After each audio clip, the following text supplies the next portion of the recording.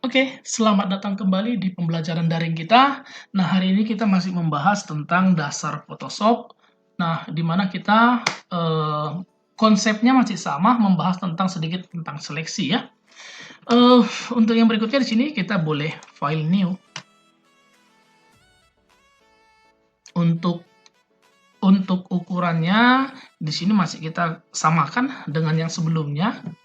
Jadi width height-nya itu 800 x 600 pixel saja, resolusinya 72, color mode-nya RGB. Kalau sudah ini boleh kita okekan. Nah, setelah kita okekan, kita membahas sedikit tentang yang namanya garis bantu di dalam Photoshop. Nah, sebenarnya bukan hanya di dalam Photoshop, di dalam program desain lain memang hampir rata-rata seperti itu. Jadi, kali ini kita bahas tentang Photoshop aja, di mana di dalam Photoshop bahwa garis bantu itu ada dua jenis, ada yang namanya grid lines, ada yang namanya guide lines. Nah, mana bedanya?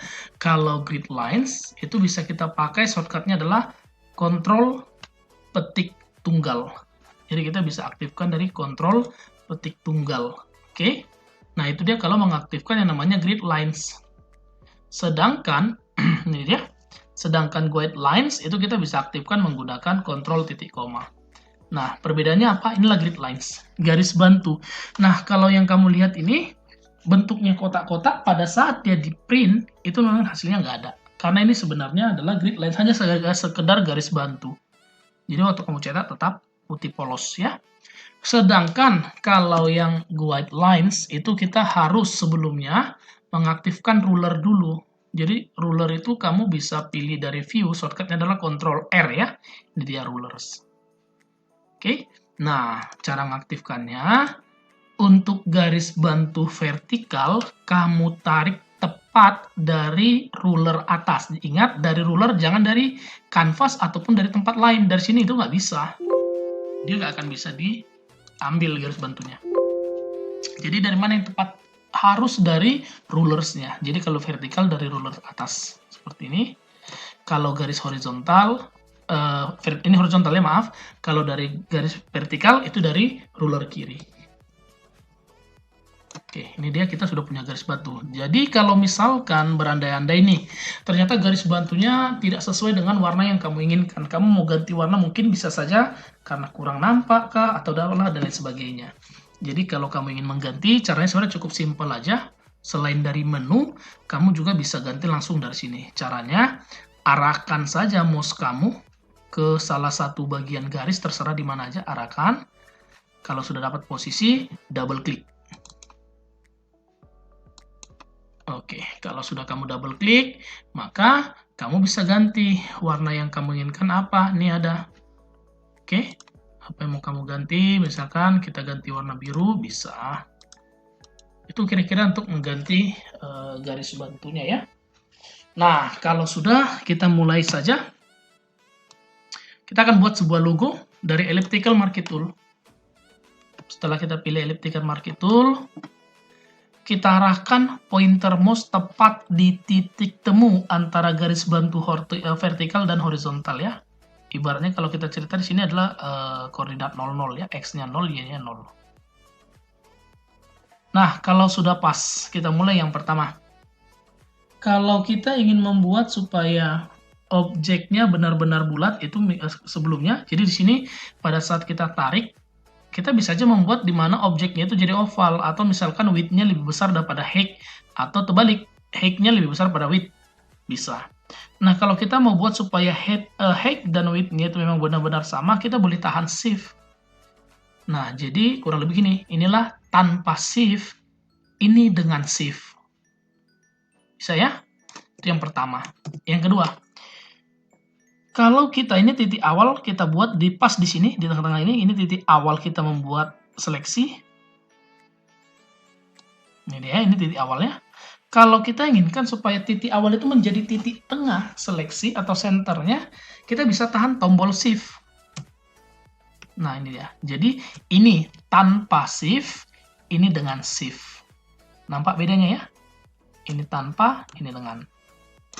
Nah, jadi kalau kita mau buat dua-duanya, bagaimana? Kita mau supaya ukurannya pas dan width height-nya, dan juga titik awal menjadi titik tengah, maka kita bisa tekan Shift dan Alt. Caranya seperti apa? Ini saya buat seleksinya dulu.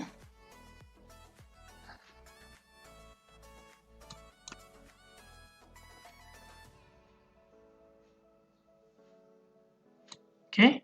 Nah, begitu saya buat, setelah itu saya tekan Shift Alt. Saya tarik ukurannya yang saya inginkan. Kalau sudah pas, ingat yang pertama dilepas adalah mouse-nya. Setelah lepas mouse, barulah dilepas Shift dan Alt-nya. Nah, setelah itu, apa yang mau kita lakukan? Kita mau buang nih setengah objeknya. Kita mau buang. Maka, kita bisa pilih Rectangular Marquee Tool. Setelah kita pilih Rectangular Marquee Tool, di bagian Option, kita harus pilih. Karena kita mau buang, berarti yang kita pilih settingannya adalah Subtract. Ingat baik-baik, yang kita pilih ada Subtract. Setelah kita pilih, buang setengah. Sehingga kita ini objeknya sudah jadi setengah lingkaran ya. Nah, setelah itu, kita lanjutkan kembali. Setelah ini, kita pilih kembali objek tools elliptical lagi, di mana kita mau potong lagi, kita mau buang-buang ini di sini, daerah sini ya, kita mau buang. Maka karena kita mau buang, lagi-lagi yang kita pilih adalah subtract from selection. Nah, setelah kita pilih subtract from selection, kita boleh arahkan seperti ini, karena kita mau benar-benar bulat, jangan lupa ditahan shift ya. Namun ternyata posisi awal kita salah. Kalau posisi awal salah, ingat selama mouse belum kita lepas, kita masih bisa pindahkan seleksi. Caranya bagaimana? Tahan spasi, geser. Ingat ya, tahan spasi, geser.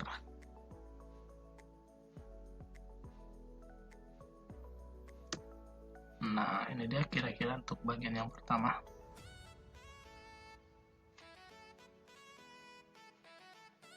Kalau sudah, lepaskan mouse yang pertama, lalu lepaskan shift dan space-nya. Kalau sudah, sedangkan di bagian bawah, kita akan tambahkan di sini. Nah, kalau kita ingin menambahkan, tetap dia dari bulat atau elliptical marquee tool. Karena mau menambah, di bagian option bar-nya, kita ganti adalah add to selection. Setelah kita pilih add to selection, tambahkan. Jangan lupa ditahan shift biar benar-benar bulat, dan ditahan spasi kalau memang belum pas posisinya menurut teman-teman semua.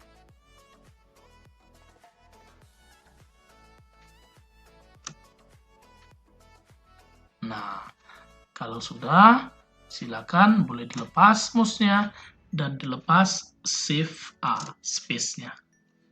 Setelah itu, udah jadi satu posisi, masukkan warna hitam nih misalkan. Nah, setelah masuk warna hitam, kok warnanya belum masuk? Karena kita belum tekan shortcut-nya. Masih ingat ya, untuk shortcut memasukkan warna foreground, Alt delete atau Alt backspace. Setelah masuk, nah untuk membuat sisi yang satu lagi, sebenarnya kan bagian yang satu lagi itu kan sama seperti bagian yang pertama ya. Ukurannya sama seperti yang pertama. Nah, kalau sama, kita bisa lakukan pemutaran. Caranya bagaimana? Kamu bisa pilih select, lalu pilih transform selection. Setelah itu, putar ke posisi yang diinginkan.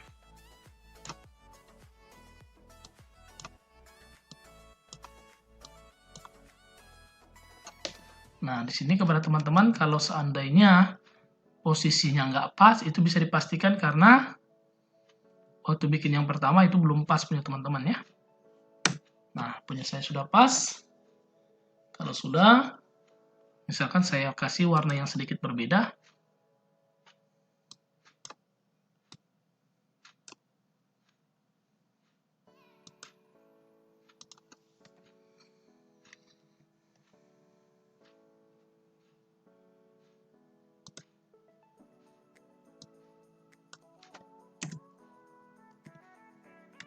Nah, setelah selesai, misalkan kita mau tambahkan stroke di daerahnya, kita bisa aktifkan kembali elliptical-nya tadi, arahkan kembali ke titik awal, ke titik awal yang kita buat tadi, seperti ini.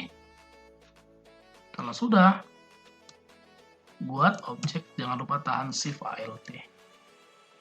Nah, kalau sudah pas ke posisinya, ini masih ada seleksi ya. Cara memberikan warna struknya bagaimana? Klik kanan saja. Setelah buat seleksi, klik kanan, maka di situ ada yang namanya stroke. Nah, setelah dipilih stroke, misalkan kita pilih warnanya, silakan teman-teman nanti boleh pilih warna yang lain, boleh, nggak masalah.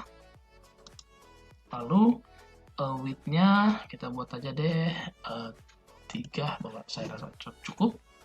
Kalau 5 pun kamu buat ya nggak masalah ya, untuk ukuran yang pastinya. Kalau sudah oke kan. Lalu jangan lupa hilangkan seleksi atau Ctrl D. Kalau untuk menambahkan yang lain, boleh dibuat bulat seperti ini.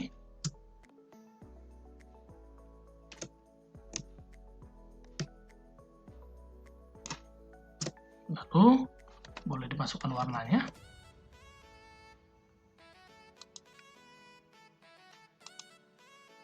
Digeser.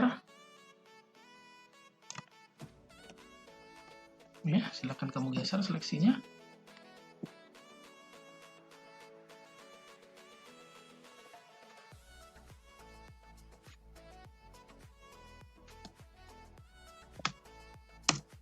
Masukkan kembali warna yang diinginkan.